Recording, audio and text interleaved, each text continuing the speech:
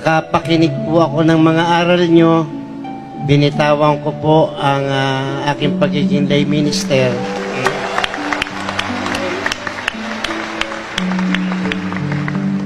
Pati po yung pagiging presidente ko ng sub-parish namin, naging chairman po ako ng Peace and Procession Committee. Lahat po ng aking katungkulan, inabot ko na rin po yung maging OIC President ng Parish Pastoral Council. At pati na po yung mga panalangin mga naisaulo ko. Dahil halos lahat naman ng panalangin ng Katoliko ay naisaulo ko. Isa ang hindi ko malimutan na hanggang ngayon ay ginagamit kong panuntunan o panalangin.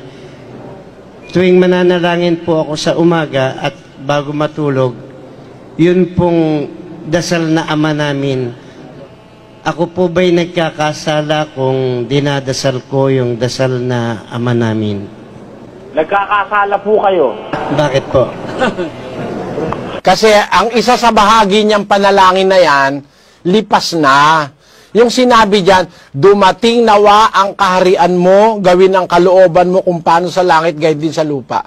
Ang kaharian ng Diyos, nung iutos ni Kristo yan sa mga apostol na manalangin sila ng ganyan, hindi pa na-i-establish ang kaharian ng Diyos sa lupa. Pero bago siya pumanik sa langit, na-establish na yung kaharian ng Diyos. Yung kaharian nga na yun, ibabalik niya sa Diyos pagdating ng wakas tapos hanggang ngayon, magwawakas na, ang panalangin mo pa rin, dumating na ang kaharian mo. Lalabas, hindi mo alam yung kaharian kung ano. Ang kaharian, yun ang iglesia, kapatid.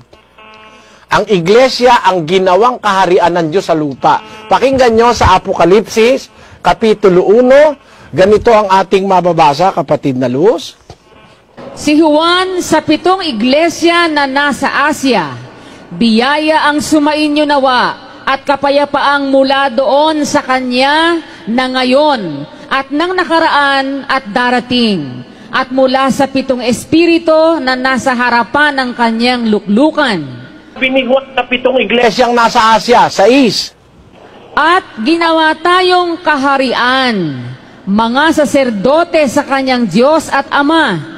Sumakanya nawa ang kaluwalhatian at ang paghahari magpakailan-kailanman siya nawa. Ano ang ginawa ng Diyos sa iglesia, kapatid na Luz? Ginawa pong kaharian. Ayan. Kaya, nung tanungin nung mga Hudyo si Kristo, kailan ba dadating ang kaharian ng Diyos? Ano ang sagot ni Kristo sa 17:20 ng Lucas?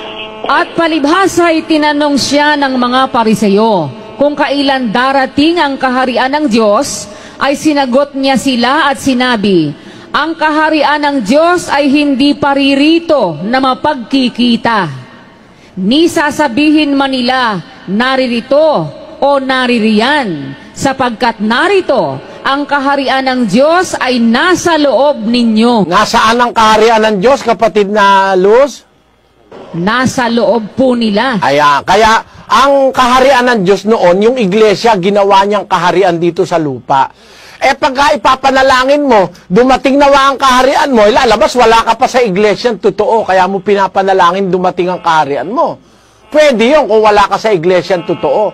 Pero kung nakita mo na yung iglesia, totoo, yun na nga mismo ang kaharian ng Diyos. Tapos papanalangin mo pa, dumating ang kaharian mo, kakamali ka na, kapatid.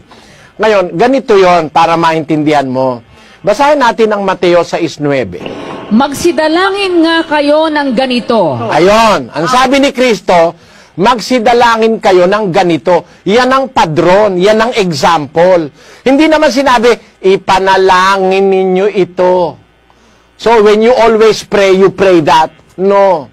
Like, after this manner, therefore pray ye. Yun ang magiging halimbawa, padron. Parang example na ang panalangin may pagpuri sa Diyos, may paghingi ng tawad, at may paghingi ng iyong kailangan. Kagaya nung kailangan ng mga apostol na hiniling nila, dumating nawa ang kaharian mo, dumating naman, tinugon ng Diyos ang kanilang panalangin.